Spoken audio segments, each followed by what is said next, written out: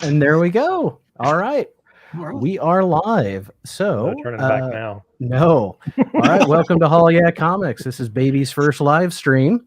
I am joined, and I am Nate from Hall Yeah Comics. I'll just go around the bin here. So, going clockwise, there is Hagen from Lettuce Comics, Mr. Akins from What's on the Comic Rack.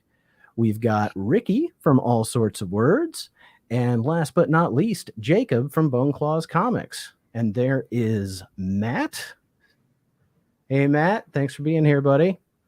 I was saying earlier that I had invited so many people, and Matt was one of them, and a lot of people couldn't make it. We were down to just a couple of people going to be here, and then the stars aligned, and everybody was pretty much available. So thank you, everyone, for being here. There's Richard. Hey, Richard. Hey, Richard. Good to see you. Richard's the best. Yeah. Richard's absorbing like the small size comic book YouTuber cinematic universe that is us. Yeah, I don't know how he watches all the stuff that he watches, but he comments on everything that I put out, and they're like meaningful comments. I could tell he's not just like skipping through the video, and I see him in everybody's comment section doing the same thing. So yeah, just really like super thankful to you, Richard. That's awesome. Yep. I do as well. So thanks for being here as always, Richard. And then there he is. Garage Geek has joined us as well. I tried to get him to come in, but he said he just wanted to watch this time. So thanks for being here, man. I'll do another record video if you'll come on a live stream with me. Stick around, Garage Geek. Closet with the door cracked. I was going to say stick around, Garage Geek, because I've been reading some books that I think you'd have some interesting insight on. That I was going to share tonight, and I specifically wanted to do a video with you, so you'll hear about it a little later. Oh, God, he's stealing my internet friends. And then, hey, Jabs, good to see you too. He said he was going to try to make it, so looks like he did. That's awesome. All right, let's do this. Let's get started. I'm going to show 4 books real quick, because what I did was I put together a book for each of you. So I will start with Jacob. I picked this up at a con on Sunday. So I got this from Hagen's video. So this is Wolverine number 77, and this is one of your favorite issues, or your favorite issue? It was my first Wolverine book when I was a kid, and that's what kind of turned me on to the character. So and I love that it's a $1 book that everybody can pick up. So it's a sentimental thing to me. So it means something to me that you guys are picking it up and showing it off. So it's awesome. Well, I thought it was a really cool idea. I put it on my list for the con, and I did. I found it in a dollar bin, a really well organized alphabetical dollar bin. It was quite awesome. So I have a lot of Wolverine actually from this era too. So I'm excited to read this. Mr. Aiken, something that I know you like is John Byrne, and this is something I also picked up recently, something I've been trying to get. The Superman, this is not Man of Steel, but the John Byrne drawn first issue with the new Metallo. And I've not been able to find this for, like, I feel like people ask more for this than I want to pay. And I got this for $3. See, most of the time, most of the John Byrne stuff, that stuff was printed ad nauseum, and you should be able to find that, you would think, in the dollar bins. Yeah, I don't see it in the dollar bins though, and I always see it. I see decent grade copies, and they want $15 to $20 for this sometimes, depending on where I am. And I don't know, I don't see it that often, but I was happy to get this. Now, Hagen, yours won't make much sense at first. So this is a copy of Alf, and I already love it. Okay, that's good, because I think you'll like it even better here in a minute. So Alf is, I don't know, he's escaping home. It doesn't matter. On the back is a Captain America teaming up with the Colgate kids to fight Count Placula. So it's kind of like those Hostess ads, right? But not. And what I found really funny about it is when you go through the little story, like they don't resolve it. Like there's going to be more. That was the thing I liked about the Hostess things, was that they were always resolved. You know, it was a stupid like 6-panel story and it was over. But I don't know if there's more of these or not. But I definitely wanted to put it into your head that now you have to start looking at the back of crappy Alf magazines to see if you can get this whole story and piece it together. Well, 1, I'm getting that one. 2, Captain America can clearly beat the Axis, but he can't beat gingivitis. So. Right. So for your records, it's Alf number 15.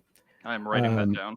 And then Ricky, holy cow, this was so good. Yeah. This is The Law of Dread from Quality Comics. And I know we've been trying to... Quality is who took over reprinting Judge Dredd after Eagle in the United States. After Eagle.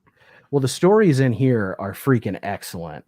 It's a Judge Death story that I'd read before, but I mean, he just looks so good. And this first one, it's either Steve Dillon or Brian Boland art. I can't remember. So what's cool Brian about Boland. those and why they're worth collecting is all of the... So those books were originally printed in black and white, right? Right. That is the first time they were reprinted in color. And so they would bring on a lot of the original artists to redo the color, not always. So we don't really know, like, were these Brian Boland colors or who did these colors? But they are worth owning and collecting. So like every true Judge Dredd fan gets 2000 AD and then gets those as well, so we can see them reprinted in color. That's cool. There's 3 stories in here, and I loved every last freaking one of them.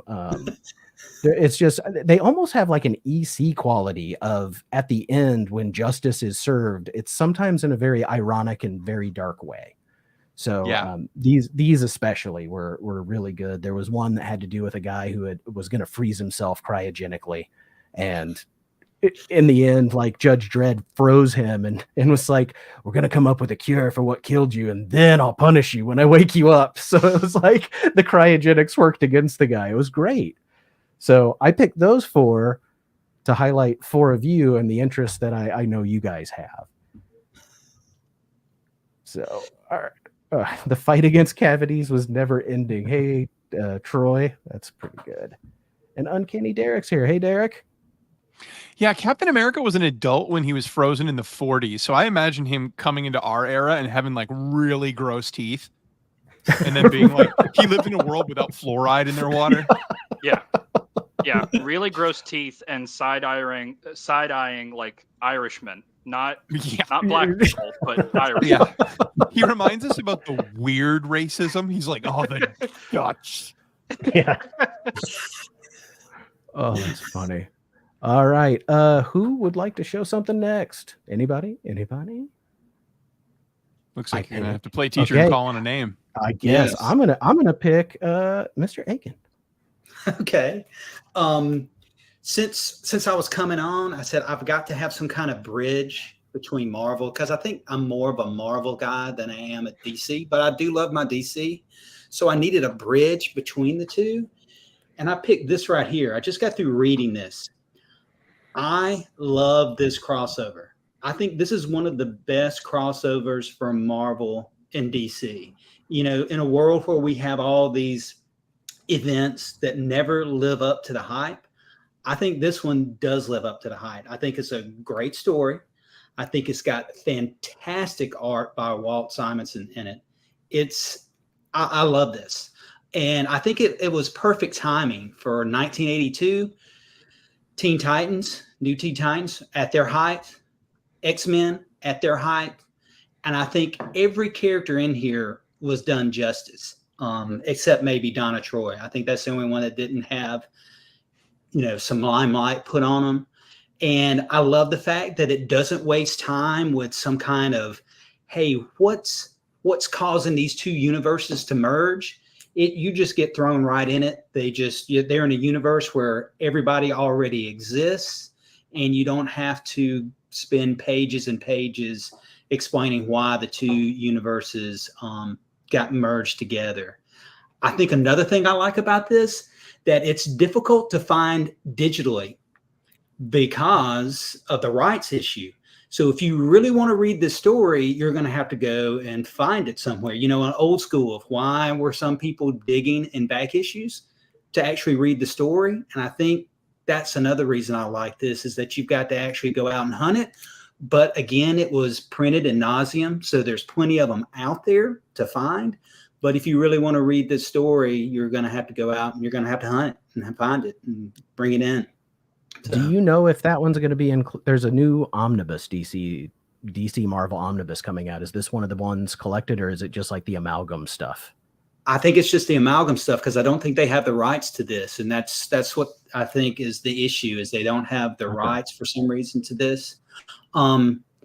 for DC, the source wall, which they've been using recently, that's the first time that comes up in this, the way it's portrayed recently with the source wall. Trying to think of anything else that was first in this. I know a big thing now is the Phoenix Force inhabiting other characters. First time that happens in this with Cyclops. So there's a lot of good. I love this. I just love this story. So I had to pick this. It's got a great wraparound cover too. I think this is I'm a big fan, Walt Simonson fan. I love his stuff in Thor, but I think this is some of his best artwork, I think. And Chris Claremont wrote the story. So you've got this great. Oh, that's a great Dark Side. Yeah. Mm-hmm. That's nice. Yeah. I think that cover is like one of the most iconic Phoenix covers there is, because you see that image everywhere. Yeah. Yeah. That looks good. So, I will check that out. Yes, I would check this out. If you can find it somewhere, pick it up, read it. It's funny. That's definitely one I've seen at cons for $10 to $15, in really good shape. And it's one it's one I've thought about picking up many times. It was really because it's 1982.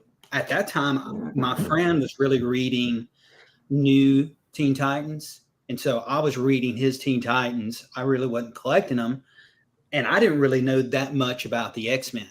So it was more an introduction of me to a lot of the characters in the X-Men more than it was the Teen Titans, because I knew those characters. So, and at the time we were really big at playing Marvel superheroes role-playing game. So this was like straight up, oh, this is what we're doing, because we were always merging the two universes together, figuring out some reason, to play this character with this character. So I just love that story. I think it's one of the better crossovers. And are we ever going to get any more crossovers the way the companies are structured now? I don't think so. I think Marvel, there's something Marvel's so deep with where they can go character wise and universe wise with Star Wars and everything else. I don't know. I think there is hope, because the attitude has been that Marvel wouldn't dare for decades. And then that was one of the reasons why we didn't have access to any recent copies of Marvel versus Capcom 2, because it included the video game, because it included Street Fighter and Capcom characters and Marvel characters. And Marvel was always presumed to be the holdout. And then they just announced last month that they're coming out with a digital copy of all the new games, and they're all coming back. So like, if that can happen when there was no hope, I mean, I'm not willing to hang up my hat. I think the instant that some bean counter in a broom closet somewhere determines that they will make 1 red cent more than they would without teaming up, they will immediately flip the script. I think that's just kind of how it always is going to be. I don't see why they wouldn't want to do that, because like you said, I think they could make tons of money if they just created a separate universe where the characters were merged together. You talk about me wanting to go and getting excited and going and buying every single thing that they put out, I would buy it. I'm like, okay, this is something new. You discover how these characters are related in this new universe. It would be, and the story possibilities that you would have. I'd be buying that stuff up and be excited every month. I'd be like a kid again, like, okay, this month, what's coming out? And I'd be at the local comic book shop buying that stuff up. Yeah, I think if they do something like that again, it's going to be kind of like the amalgam stuff. It'll be a gigantic summer thing, but it won't be an ongoing thing. Like they're going to pump it up to get the most they can. Yeah, just give us 4 months of one-shots and miniseries. That's all I want. Well, and what I can tell the chat wants is a Robin Jubilee rematch for their romance to really blossom the way that it deserves to. So don't worry, guys, it's coming. Hey, Jacob. DC's launching a new universe anyway with the All In initiative. So All In and Absolute. Who knows?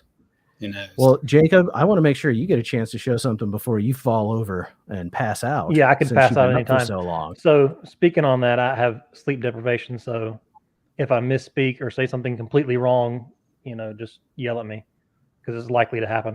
Always but I'm going to show off Wolverine number 10. I reread this recently, and because of the Deadpool Wolverine movie coming out, and they had the the trailer with Sabretooth and Wolverine, squaring off. But this is a small key for Wolverine because it depicts their first, I guess, fight. It's not their first meeting in continuity of publication, but it's Wolverine on his birthday in Madripoor reminiscing of his first time fighting Sabretooth on his birthday. And it's funny because last week in our Hangout, I mentioned Wolverine Origin, where, they retconned his bone claws to where he has claws before the adamantium implantation. In this book, he has no claws. He's reminiscing on this fight, and he says, I don't have the adamantium, I don't have claws. And he gets whooped. I mean, Sabretooth, wipes the floor with him. And it's really neat because in the book he also mentions, I don't know why this guy has it out for me. But in Origin 2, going back to where he has claws, it explains why Sabretooth has it out for him. I didn't like this one as much as Origin, the first, but they did that really well, how they set up the conflict or the rivalry between Sabretooth and Wolverine. And they waited till like the very last panel to introduce that. So they did that really, really well, I think. But I like how all three of these books connect. And, Chris Claremont wrote this, the godfather of X-Men in the 90s. And this is darker than a lot of books will come out, today, because it deals with, Wolverine or Sabretooth killing Silver Fox, which they show in the Origin movie. But he didn't just kill her in the book. He kind of had his way with her, which they don't talk about in the movie, of course, because too much adult content. But they don't hold back in this. I mean, it was pretty brutal. And the bad guy wins in this book, but it sets off the future rivalry that's never going to end because both have a healing factor and they just tear into each other every year on his birthday. So it's pretty neat. And I really enjoyed rereading this and the connection that I found between the three books. So yeah. Yeah, that's a rough birthday, man. Yeah. I watched the video and you guys didn't mention it last week. So I don't know if I'm not a Wolverine fan per se. So I don't know if this is like commonly known in the community, but like Wolverine Origin Volume 1 is literally the Secret Garden. The book, The Secret Garden. It's the exact same. You've got like a rich kid who's sick in bed, and then you've got the little redhead girl who comes in and takes him, and then they develop this relationship with a third kid who's like the poor kid. It's literally Secret Garden, but I never hear anybody talking about that, so I wanted to put that out in the universe. The Secret Garden with a little more violence. Yeah. Yeah. Okay, books. Books have been. First, I'll breeze through what I've been reading. I have a guy in my area who runs a comic store and Mid-Coast Comics, and he pretty much knows that like if I find something weird, I'm going to charge $1 and I'm going to sell it to Ricky, and that's how our relationship works. And so he found me Crystal Girl in Electric Fire, a little fanzine put out by a 14-year-old girl back in 2014. This is its 10-year anniversary. It's a little kid. Who wouldn't have bought it if you went to a convention? You saw a kid trying to peddle their book. Who wouldn't encourage that girl? I would, and so I read it now. She's probably much older. And I looked. There was only one other copy online. This is what I wanted to talk to about with Garage Geek. I'm big on, even if I'm not a member of a community, I want to make sure that like I think everyone should be able to share their opinion and their earnest experiences with something, especially if they liked it. And I really liked this, but I am not a gay man. But I found a really hard to find $50 to $100 an issue sold to me for $1 each, a series called Shirt Lifter. And this is a reprint of comics that were geared towards gay writers and gay storytellers. And this is one entire story. And then this is 10 short stories. And like, I don't know, like people are people, but culturally people are so different. And so there are some genuinely heartbreaking stories in this. There's this guy, and he's making love to another guy, and the guy is convincing him to like, hey, we don't have to use protection. And so I know this is really weird for a comic book YouTube channel. Just bear with me. So he says like we don't necessarily have to use protection, and the guy's like, oh, okay, cool. And then they don't, and they have a great time. And then you see the guy getting a certified letter in the mail a couple weeks later of test results. And you don't see what the test results are, but you do see that he's then making love to a guy again that night. And so, like, it really, I've been thinking about it and chewing on it for days about this. Like, it was such a well-written story of like whether he got the worst news and he's still doing it anyway, or he got the best news and he dodged a bullet and he's still doing it anyway. It was such a fascinating story that was only impossible. It was only possible to tell through this type of culture and through these type of characters. But I wanted someone who like literally lives the life to read these as well. And so I'll send him to him if Garage Geek wants to read him as well. This was sent to me by Hayden from Next Gen Collector. He does the same thing. A lot of people do this now. They go out to dollar bins and they say like, hey, I found a 1 through 5 set and I'm sending it to you because I know you'll read it. This is called 3 Days in Europe by Oni Press. And Oni Press, this is fascinating. So this is a rich kind of like finance guy, right? And he makes a ton of money. And she works at an art gallery and she loves what she does, but she doesn't make a ton of money. And they've been dating for years. They're about to celebrate their 5-year anniversary and things are not going well for the two of them. So as a surprise, in secret, each one of them has bought the other one their dream weekend away to the city of their dreams. He has bought her tickets to this big super gallery in Paris. She has bought him tickets to London so that they can go see this rock show on like a late night show that he loves. Well, they both reveal their trip for the weekend away for each other. And they're both like pissed because they're like, I put a lot of work into this. Well, me too, dickhead. And so the two of them, they go to the airport and the lady giving them the tickets is kind of upset. And she's like, look, I don't care if you guys want to argue. Each of you take your tickets and go. And so they both fight and they both agree. They're just going to like, look, let's just meet on the plane and we'll talk about it later. And so he says, screw it. I'm going to the trip that I planned in Paris. And she says, screw it. I'm going to the trip that I planned in London. So now each one of them are going on the dream vacation they designed for the other person because they get on the wrong plane.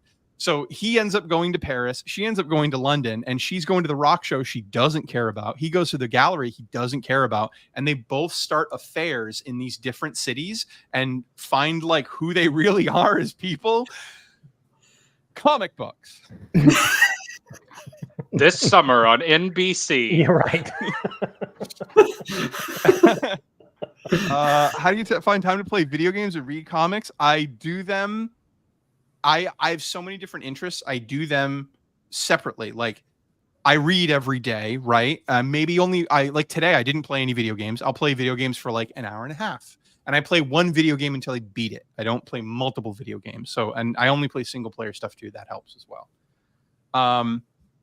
Okay. Last, this is a pile of stuff, but we'll go quickly. So for my birthday, which kicked it off, which was July 9th, same birthday as Tom Hanks. What do you say? You could never trust people to be responsible. Yeah. See, I want to make a video with you. Me first. So for my birthday, my wife got me the Criterion Collection Showa era Godzilla collection. This came out about 6 years ago and it immediately sold out. This is, first of all, the art is wild and it's art by Bill Sienkiewicz, Arthur Adams, Sophie Campbell. So a lot of comic book people did art for this book. But this is actually we're getting there. We're getting there, folks. This is a DVD set of all the original Godzilla films from 1954 to the end of the Showa era, which is like the first main story of Godzilla in 1975. So she got me all of this. And I thought it was kismet because I had been negotiating with a guy for weeks on eBay to get this. 1976. This is the first comic appearance of Godzilla in license. The first appearance was a year before. Technically, it's not a licensed character. It was in Life of Archie, which people say is a first appearance, but it's not the licensed character. It's like saying like Rugrats is the first appearance of Godzilla because of Reptar. It's not. This is the first appearance of Godzilla. And the guy even included the newspaper clipping he had as a kid of when they said, go to the drive-in, go to the theater. I think that's the coolest damn part, man. Dude, That's it's wild. awesome. But so that set me off. And I was like, how much is it to own Godzilla? Not some of Godzilla, Godzilla. So that is the Showa era, is what they call it, 1954 to 1975. And then after that, they took a little bit of a break, 9-year break. And then the next Godzilla came out in 1984, followed up by Godzilla versus Biollante. Now we're in the Heisei era, is what they call it. And then this is actually at the end, Godzilla versus Space Godzilla and Destroya. The other 3 movies are coming in the mail. And then we take another break. And then from 1999 on, we have the Millennium era. This is the 6-film series. They threw in a bonus one. I don't know why. This is the 6-film series that covers Godzilla in the 2000s. I own all of Godzilla now. That's awesome. Godzilla 2000 is a gem.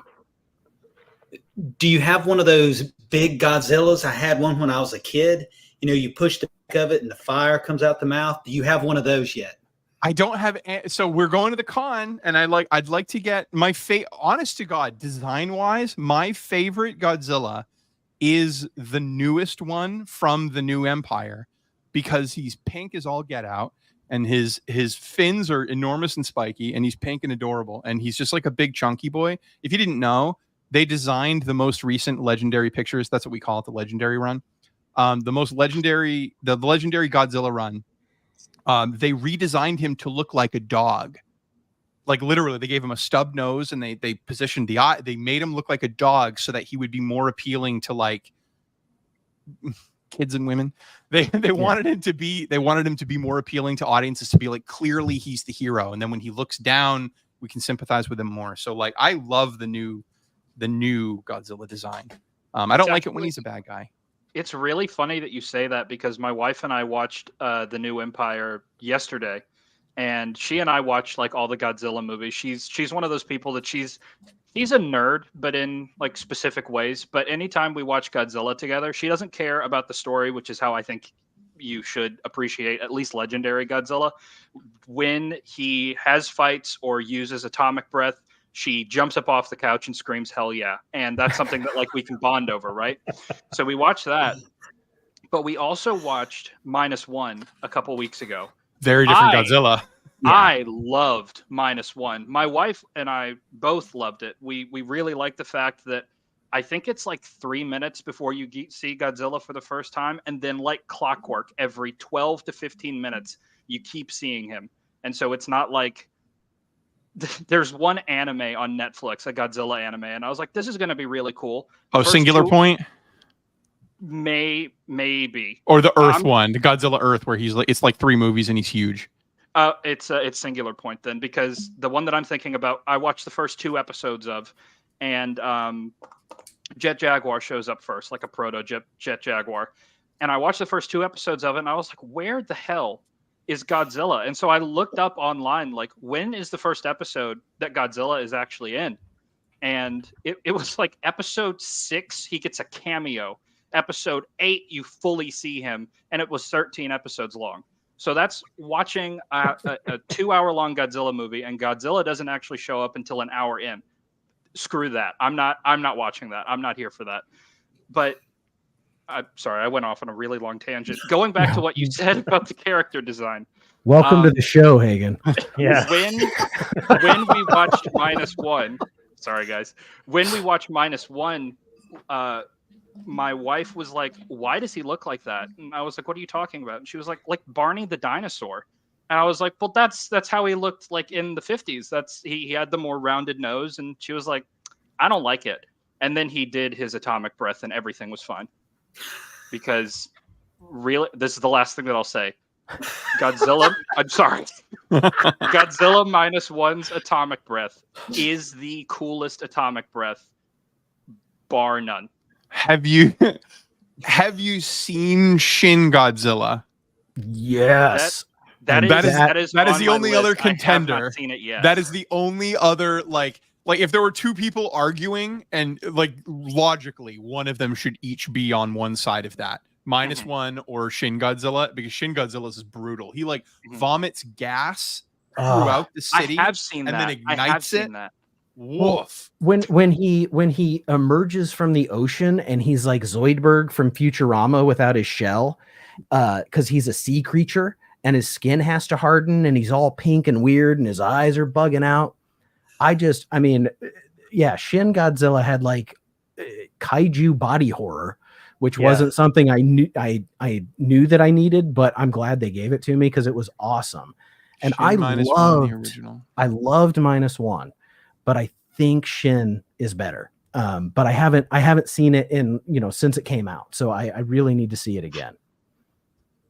Hagen, all right. Oh shit! Shots fired. It was the first time, and it certainly won't be the last. It's getting heated. All right, Hagen, you better show some books. I got some cool stuff at a small con the other day. That video is coming out soon. Nobody cares. What am I going to start with? Let's start with this. You guys want to see one of the ugliest comic book covers of all time? Yes. I got this out of a dollar bin, and I'm sure you've seen this before. But it is this. This is Morbius, the Living Vampire, #2. And I'm gonna get right up in there. I'm gonna get right up in there with that. It looks like Steven Tyler. This is wretched. It does. This is absolutely wretched. Color. This is Steven Tyler as a sleep paralysis demon. This is awful.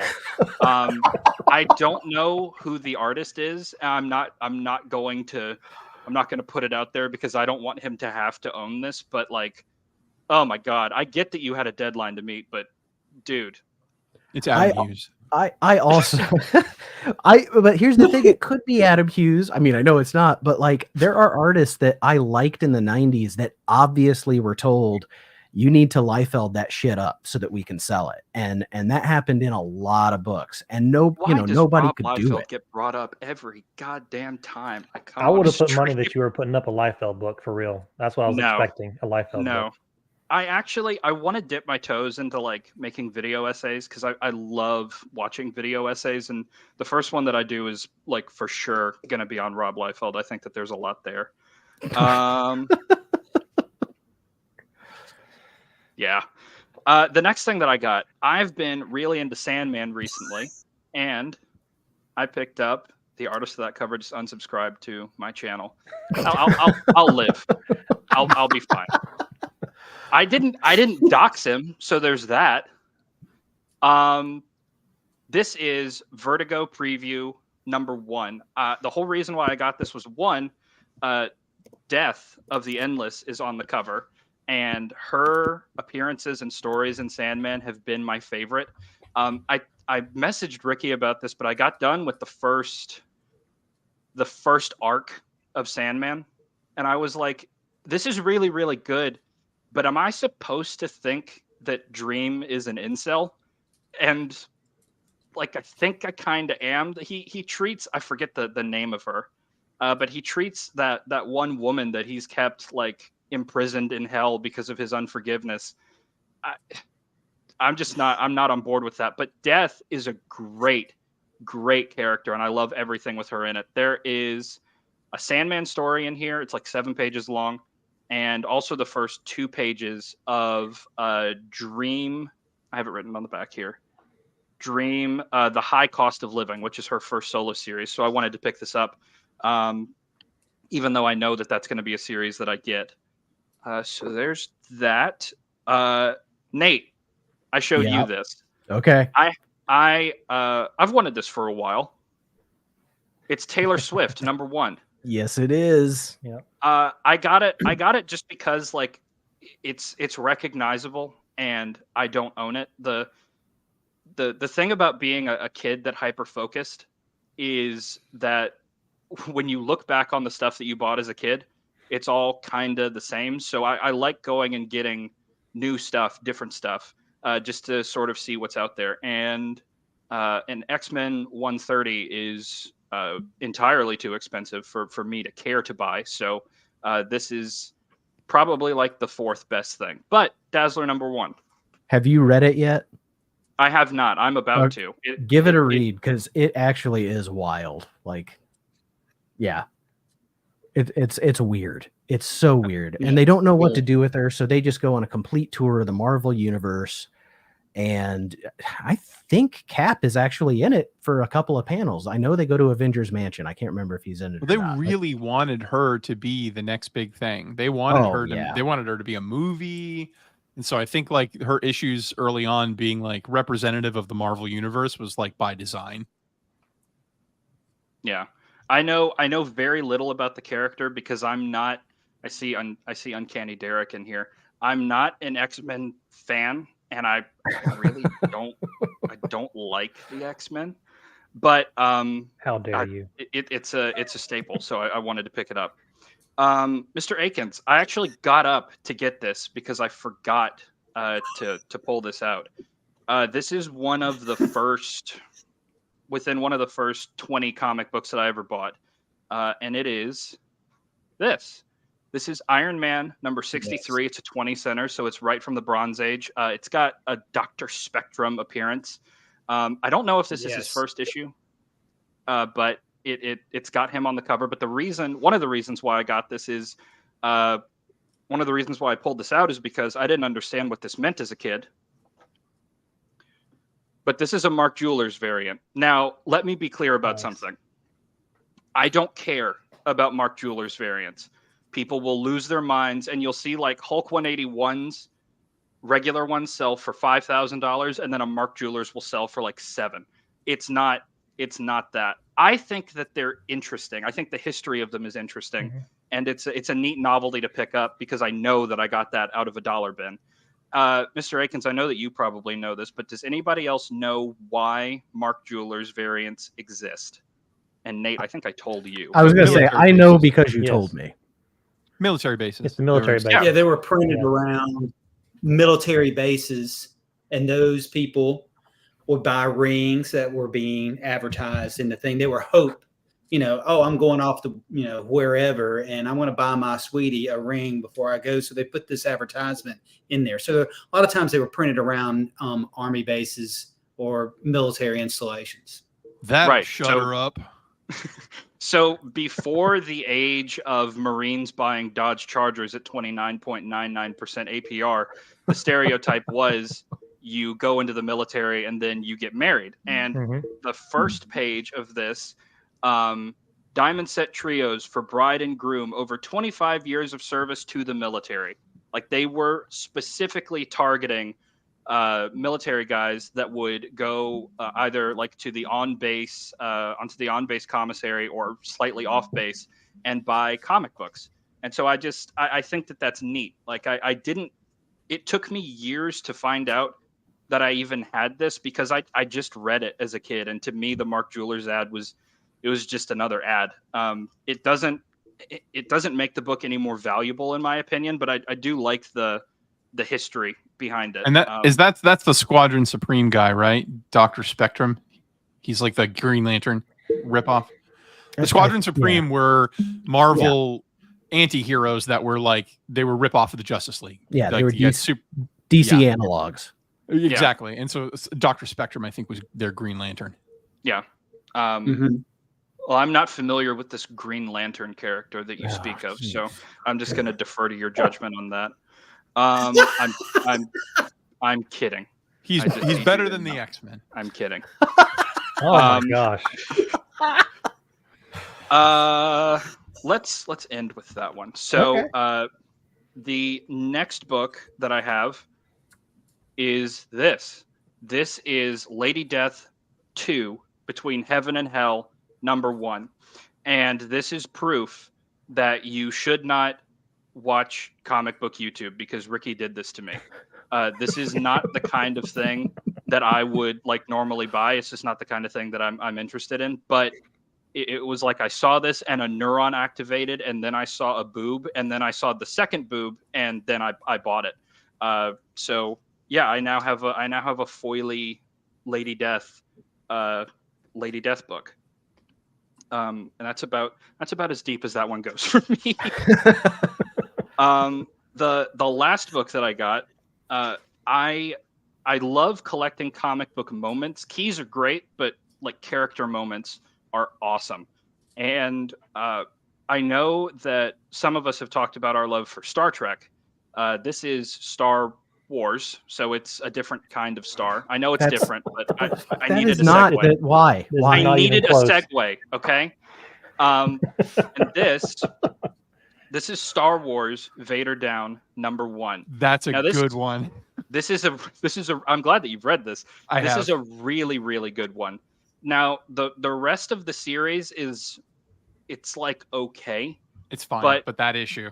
But this issue is amazing. I dipped my toe into doing the comic book read alouds thing in my last video, and I enjoyed it a lot.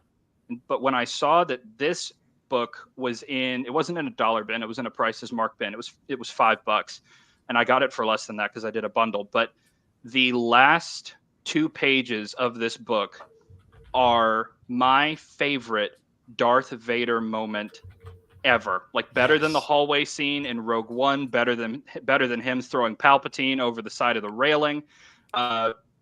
Everything. It's my favorite. He crash lands on this planet for a reason, and he ends up surrounded by rebel troops, like squadrons and squadrons of rebel troops. And they say to him, like, Vader, stop, you're surrounded. And you see it pans. I'm just going to show you. It pans across the desert, and you can see him surrounded by all these people. You can see him surrounded by all these people. There he is down there. And he strikes his lightsaber, and he says, all I am surrounded by is fear and dead men. And that's it. Like, that's where the book ends. And I know that if I were to pick that up new, I would sprint to my comic book store to find the next one. Like, that's not a key, but my God, is it great. It's just such a badass Darth Vader moment. The only problem is it is all downhill from that panel. Yep. So get that issue. It's great. And just pretend like it stops there. What issue number is that? It's number 1. It's okay. even the intrigue of like the rebels, like how okay, this is how we're gonna nail him. He's gonna nail, like all of the thought process that goes into like, okay, we get his ship communications down, we get him on this planet, we get him here for this reason, and then we just fuck him up. And I read a bunch of Star Wars books back before I had taste buds, but I grew them eventually, and then I stopped reading them. But I did read a bunch at the time, and that was a standout moment. Jab's asking if it's the grenade issue. I don't know what that means. Do you? Grenade issue? I don't recall a grenade. I read it as soon as I got it, and I don't recall the grenade being in it. Bruno Mars appearance? I don't know. As in Darth Vader like hits on the ugly girl so you can get the hot one? Jump on the grenade, bro. I learned that from Jersey Shore.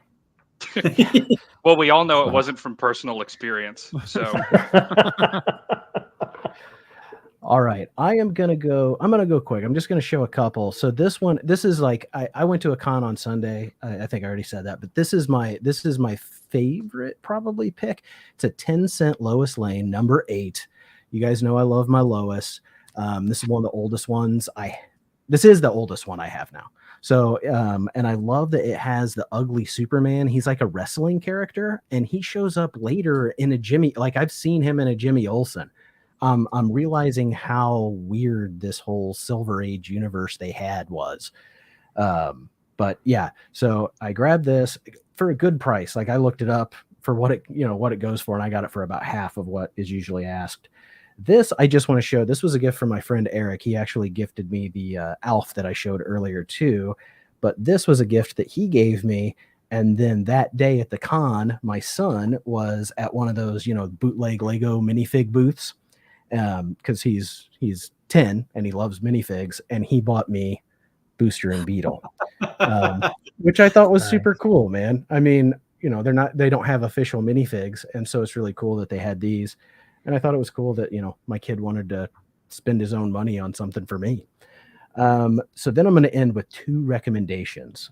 If you have not read The Good Asian by I cannot pronounce his name. It's literally his name is Pornsak Pishati.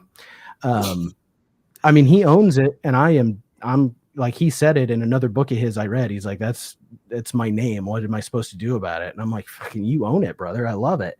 So this is a really, really good detective noir that is just so interwoven with real history. So during, I can't remember the exact time period, I want to say in the 40s, but 30s or 40s, it's the Chinese Exclusionary Act. They weren't letting Chinese immigrants move into America. This guy is like kind of entwined with this very affluent family, and he's trying to solve a murder. And it's just, it is, if you like noir, and I know I do, like Ed Brubaker stuff, this is amazing. And so I've read volume 1. I've got volume 2 on loan from a friend, and I can't wait to finish this. So this is a book that if you're into that noir stuff at all, go for it. And then this one is kind of Ricky's fault. I was at the library, and for some reason in my head, like I was scanning through, there's a library in town that has like just so many great graphic novels and things and collections. And as I walked by the Nightwing section, I heard Ricky's voice say, "Daddy covers." And so like we were talking about how Nightwing always has like, you know, the cover to entice you with his physique. And there's a great line. This was such a good read. Like, I love the way that they're treating the character of Dick Grayson in this. Everybody gives him a lot of respect for basically growing up with Batman and coming out the other side as a really decent person. Him and Superman have a really good moment. Barbara's involved. I love Barbara Gordon Batgirl, even though she's not Batgirl in this, but I don't know. This was just another, it's a modern run that I'm not collecting, but I picked up the trade and freaking loved it. So if you like the Bat family stuff, I think that's one you would dig. Who was next? Oh, it was you, Mr. Akins. Oh. You got something for round 2 here? I got something for round 2. This will probably be it because we're coming up on. Yeah. Yeah. Hagen was talking about character moments. I know in one of his videos, he talked about character moments with Captain America, you know, when you did one of those, you know, readings. And I mean, Captain America is not in this issue, but I love the Captain America moment in this. I'm going to have to read it because terrorists have, you know, captured or kidnapped the president, and they're wanting Captain America. But at the moment, he can't be there because the secret soldier formula has, you know, deteriorated, and he's gone to the point where he had to wear armor to get by, and he's gone missing. And so the terrorists want Captain America, but they can't get Captain America. And there's an agent in there that's over this case to get the president back. And of course he calls in the Avengers, and he's kind of skeptical about the importance of Captain America. And in this comic, he says something to the effect of, what does he say? He says, you know, Captain America, he's just a man. And then, you know, Hercules is there. And he goes, he's just a man. He's not a god. And then Hercules just jumps right in and says, an accident of birth. For the tales of his deeds hush even the lords of fabled Olympus. Even they praise and admire his spirit, to whisper stories of the earthbound legend who has saved the entire world from the darkest of tyrants. On Olympus, we measure wisdom against Athena, speed against Hermes, power against Zeus, but we measure courage against Captain America. You know, so everybody's kind of giving their own testimony about Captain America. Each one of the Avengers are. And I thought that was just a really cool moment in this comic where Hercules comes to the defense of Captain America and say, hey, even the gods of Olympus recognize the importance of Captain America. So this one right here, I love this one.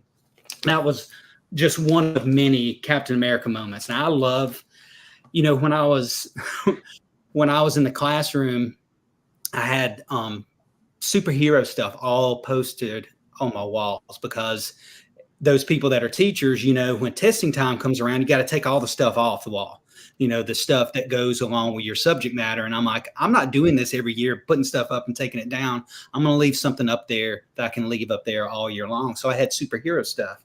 So the kids will always ask, Mr. Akins, who's your favorite superhero? And I'd always say Captain America and Iron Man. But they said, no, you've got to pick one. So really the way I picked Iron Man is once I started cataloging all my comics, I found out that I had more issues that Iron Man appeared in than Captain America. So I'm like, okay, by default, it's really obviously Iron Man because I've got more issues. But I love Captain America, and this is just one Captain America moment. I've got others, but this is one that I really like in that one. Need me to keep going?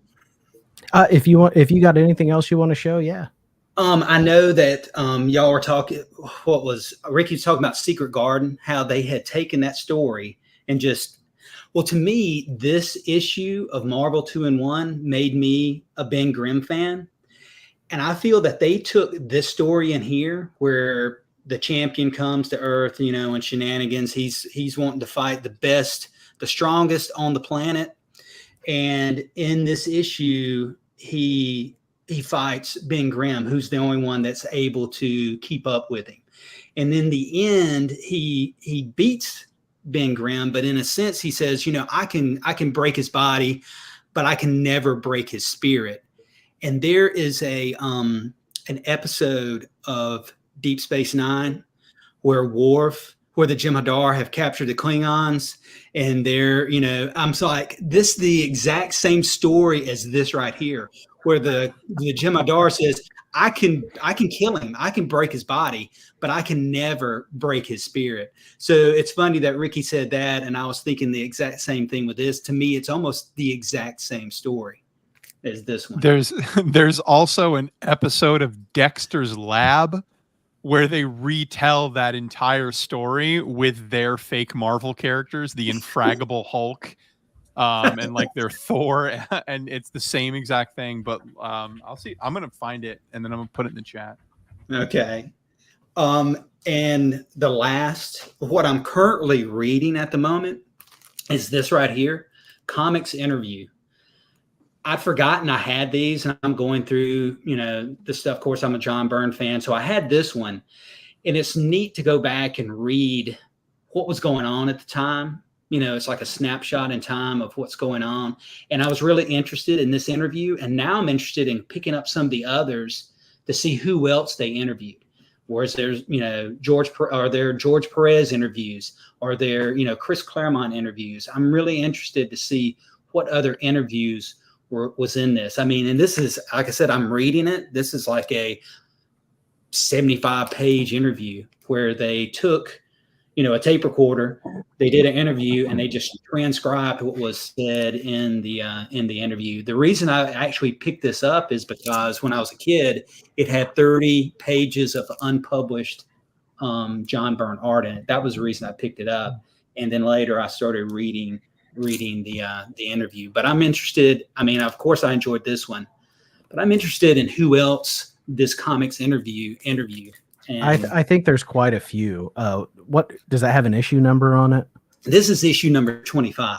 Yeah, I when I worked in a comic shop, I remember we had a lot of those. I feel like there were a lot. Like Chris Claremont was one. I feel like they did. I'm trying to think. There were just a lot of Marvel guys. And then later on, there was something called Modern Masters or something. I got the Kevin Maguire one because he's one of my favorite artists. But it was kind of the same thing. A lot of interviews, a lot of sketches and things that you don't normally see. That's cool, man. Thanks for sharing that. Oh, you're welcome. Haven't seen one of those in a while. All right. What's up, Jacob? You still awake? Yeah, I'm with you still. So for now, we'll see if I get through this little spill. But I got a new book to share. I guess not new now. It came out last week. It's a #1, and I had to talk about it just to piss off Hagen. But it's Namor #1. All There he right. goes. Yeah. Hagen's out. He's out. He's out. He went out. But seriously, this was really good. I love this cover too. This is a variant cover. It was, I had to pick it up once I saw it. But it's Jason Aaron's story, and he is in great form for this setup. Basically, Namor is in prison. I guess he's submitted to prison to repent for his sins, both against the surface world and his people in the Atlantean world. And in his absence, tribes of the sea have gone to war to try to take over the throne. And the Defenders of the Deep, a team he assembled, show up not to rescue him but to assassinate him. And he's approached by Stingray to help solve, because the surface world is starting to get involved in this war, and they're developing weapons to kind of wipe out all the subsurface beings. So he has to sort of forced to get involved when he said he would never step foot back in the ocean. But it was really well done, really well put together, and it's a really good setup for the story ahead, and I'm looking forward to it. But yeah, Hagen might like this because it's not Namor being a straight asshole. He's kind of repenting, being the hero side of his anti-hero character. So I really enjoyed it. It's really good. I'm looking forward to the next issues. For what it's worth, you did say something that piqued my interest, and it's the fact that Jason Aaron wrote that, and Jason Aaron also wrote Vader Down. Yes. So he can put out some real bangers, but he can put out some duds too. But everybody does that. Yeah. I do want to say I love that Harper did that live research to answer that question. That's so awesome. Yeah, that's tremendous. I'm with Garage Geek though. I kind of don't want to know. I kind of like the ambiguity lets me think about it differently, I guess. Jacob, well, that's where the loosely autobiographical. I'm on your side. I'm actually a Namor fan. I like Namor. I first fell in love with the character in Fantastic Four Annual number 11. It's written by Roy Thomas. I thought he did a good job of showing how impulsive, savage he was. And that's the kind of things that plus, who else besides Dick Grayson can pull off a Speedo as a costume? I mean, I think those two are the only two that may be able to do that. Yeah. Yeah. Hey, too, Mr. Akins. No, not me. As a horror movie, yes, but as an action movie, no. That's cool. That's cool. Is that what are you done, Jacob? I'm sorry. I got one more. Go for it. I don't know if a lot of people know about it, but Elric. I'm a big fan of Elric. He is, not a front row fantasy, but he should be, because it's, prior to all the big fantasy stuff. Like, he's the precursor to Geralt of Rivia. Mm-hmm. So if you're interested in that character, you're going to like Elric. It's a lot, I won't say a lot darker, but it is darker and more mature. This is a new series that just came out again last week. A lot of his Michael Moorcock's novels of Elric are being transitioned to comics and graphic novels. And this is the latest one. And the first issue was fantastic. The artwork is great. And Titan Comics does a really good job of putting quality in their books. Like, these are thick pages, gloss pages. And, you can tell they put it, they put a lot of focus in these books as opposed to the mass produced, DC and Marvel stuff. But if you're interested in the fantasy character, it's high fantasy, and you got to be a fantasy fan to really get it. But it's a really good book and a really good good artwork too. Yeah, I actually learned of that character not from the novels or anything. It was the parody character that was in Cerebus. Cerebus the Aardvark. There was a albino character, something of the albino of Melvin Bone or something was his name. But that's where I got interested in that at all. And who doesn't like to just say Moorcock? God damn. More what? Oh, I'm telling you, man, if you don't subscribe to Garage Geek, you are missing it. The man is a treasure. True. Okay, so I don't have any more books. I kind of blew all my load over Godzilla, but no more cock for you. I do want to defend a point I made earlier about not liking the X-Men and why. I never really said this before, but I want to explain myself. I don't not like the X-Men because they're popular. I don't not like the X-Men because their stories are bad.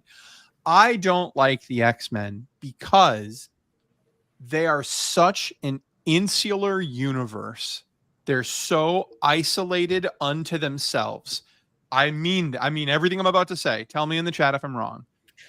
You could read every single Marvel comic book that's ever been printed. Somehow you did. You found the Dragon Ball Z hyperbolic time chamber where a day's a year, and you read every single Marvel comic book that's ever been printed. And then you pick up a random X-Men book. You will have no idea who any of those motherfuckers are. It is so isolated into its own universe that, like, even during events where they get all the Marvel characters in the same room, you'll read everything in the Civil War event, which I did. That's back when I read Marvel. I was reading everything. And then you read the X-Men Civil War and you're like, who are these people? It's so isolated. It's so divorced. It's so removed. It almost demands your full attention to get an idea of who any of them are or why they are the way they are, that, like, I almost feel like you can't be a Marvel fan or an X-Men fan. You're an X-Men fan and you happen to read other Marvel books because you're in the same universe, I guess. I mean, just in our own community, how many people have dedicated their entire channels to X-Men and nothing else, and nobody cares? Like they all, like, people subscribe and watch, and they're like, people care. Like, they watch their stuff because it's so isolated, and it's like, it's so big and it's so intimidating. Back to penises. I just can't stomach the length of their, or girth of their history. It's too much. But there are, like, I know you liked X-Men 97, like I did quite a bit.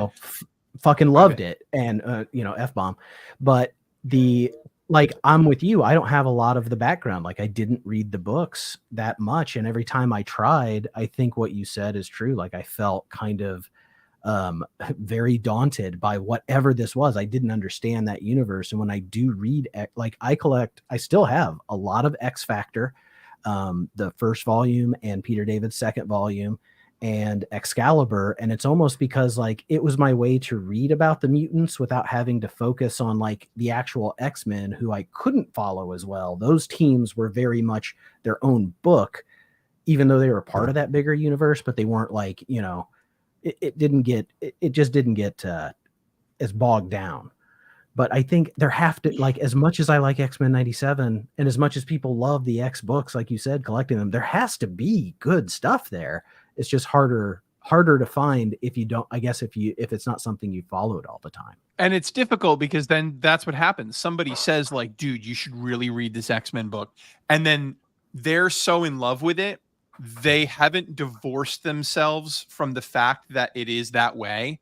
Like, they can't relate to the fact that, like, no, you don't understand. I don't know any of these characters. And so they're like, no, dude, read this one. And at some point in the story that they think is the best ever, there's a reveal of, like, it's me, the guy from the 60s you forgot about. And then X-Men fans are like, dude, that's the shit. When Dr. Bone... Yeah. The shirt lifter. The shirt lifter. When the shirt lifter appeared, like, oh man, wasn't that cool? And I'm like, dude, I don't know. I didn't read X-Men lore 60 years ago. I just didn't. But they're, oh, you didn't read the Claremont run? No, I didn't. It's like 400 issues, you lunatic. I feel like the ask is too big. I feel like it's the equivalent of me saying, yo, Hagen, I got this show that you're going to love. It's about a hospital, and it's built on a hellmouth, and it's got a whole bunch of characters, and the interconnected relationships. So start episode 1. It's called General Hospital. Start on episode 1 of General Hospital. It ran for about 45 years, and it has 6,000 episodes. If you start today and you watch 1 episode a day, you'll finish when you're 70. But start. It's so worth it. It's almost like you're asking me to, like, stop reading comics and only read this for the rest of your life, and it's too much. Well, I do have a commitment question issues for you. I do.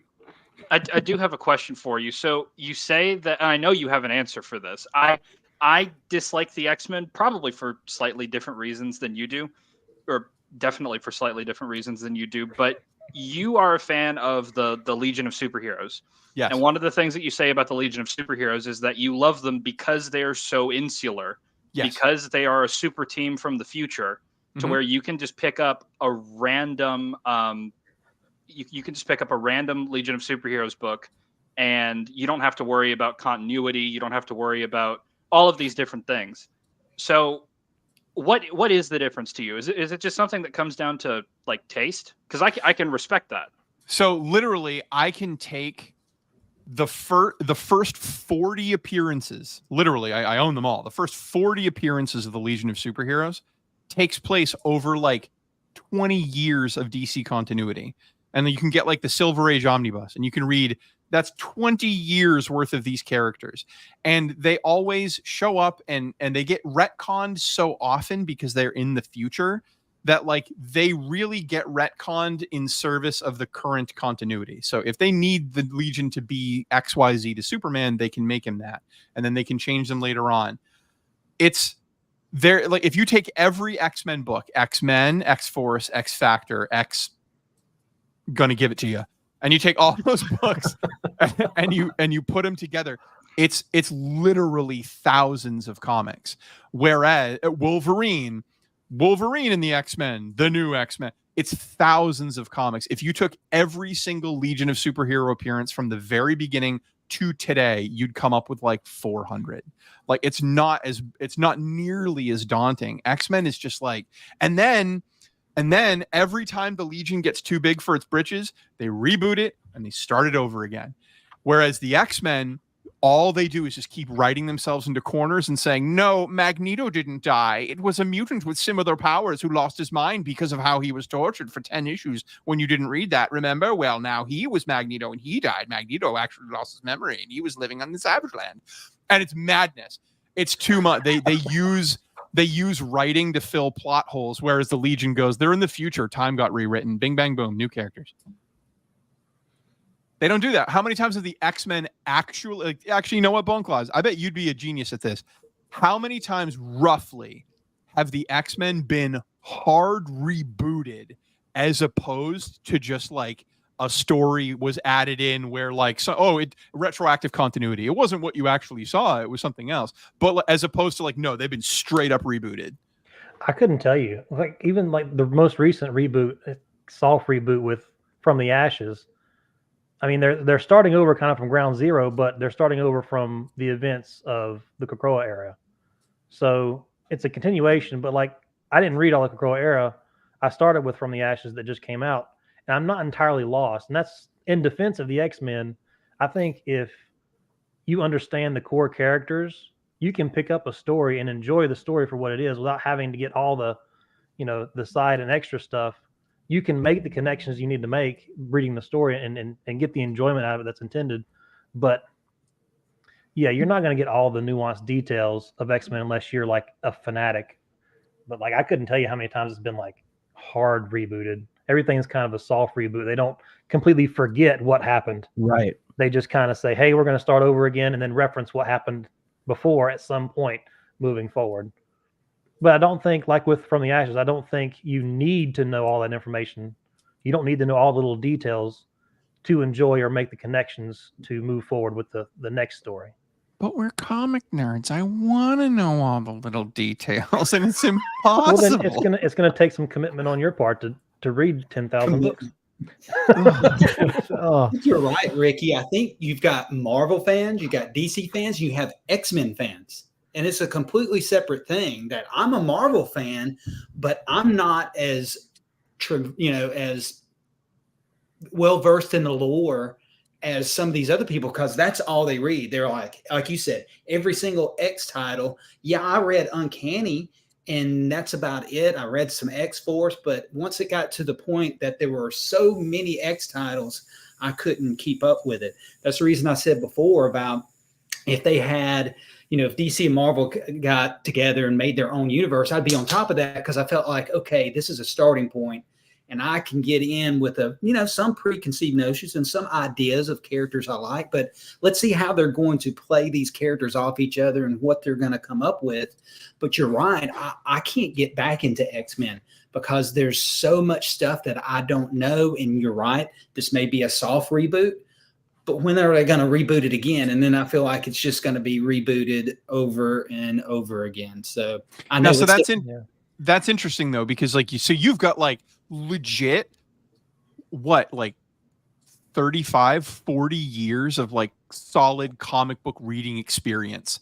And if it's intimidating to you, imagine being 18 and being like, oh, I like the X-Men cartoon show. Let me pick up this random issue. And then their hair blows back in the Ark of the Covenant. And they're like, who the hell, how do you even? That's what I'm saying. So like, that's my difficulty. I feel like I know enough to enjoy the movies and the shows. Yeah. There's just so much. It feels like getting into like NASCAR or something. Like, oh, well, first you got to learn the history. Well, and it's too much. Yeah, I feel like Homer backing up into the bushes sometimes when people talk about X-Men. Like, I mean, Jacob, you're talking about the Krakoa era, and that's me. I'm backing up. I'm like, I literally don't even know what that means because I didn't read it. But you know, I did buy X-Men #1, the new X-Men #1 that came out. Not the one today or whatever, but I got it because it was a Peach Momoko cover, and I read it. And there was enough there for me to follow, but there were definitely characters that I saw on the page that I had no idea who they were, or and this is what bothers me. Like, I feel like if you're going to do a comic book that's a big ensemble like that, and I know it like sucks to be like, you know, hey, Ricky, at All Sorts of Words, your power is, but they got to figure out a way to tell me who these people are and what they're doing. Like, there were characters in that book that I literally had no, other than the way that they looked, I didn't know why they were mutants. So, but it wasn't terrible. I don't know if I'll stick with it. It was a first issue, and I like to grab first issues. Yeah. But okay. Yep. Jab bought the Peach cover too. I mean, I struggled today. I went and picked up this, which one was it? Oh yeah, here we go. This horror anthology called Hello Darkness. Yes, it's on my list. It's the #1, and I picked it up, and I wanted this cover because I saw the first 3 covers, and they're really good looking, this painted thing. But there's a Peach Momoko variant, and it's like I almost bought hers because it's weird. I love when she's really weird, you know. But I don't know, the completist in me too was like, no, I want to have the same. I want to have this like pulp art instead. So this is a new horror anthology from Boom. But yeah, I don't know. I think we're drifting here. We probably need to wrap it up. I've got a kid running around wild out there somewhere. I mean, really, I have no idea. I heard some thumping downstairs. I don't know what's happening down there. So guys, thank you so much for being here, as always. And Mr. Akins, I know you were gone for a bit, and we were able to make this happen now that you're back. So I'm glad you're back safe from your travels. And Ricky, you're Ricky. You're just the best, man. Thanks for, thanks for putting me and Hagen together and paving a way for us, man. Let's see what he say there. Oh, thank you, Harper. Thank you. Yeah, thank you everybody for being here. Subscribe to everybody. Everybody's worth it. Yeah, please subscribe to everybody on this page if you are not subscribed to them, and also to Garage Geek, who is in the chat, because he is amazing, and he's definitely going to come on my channel first before he goes to Ricky's. So we've already been on each other's channels. Oh my God, no! I feel betrayed. All right. First. You guys don't go anywhere, but everybody else, have a great night. Thank you for watching, and we will see you next time.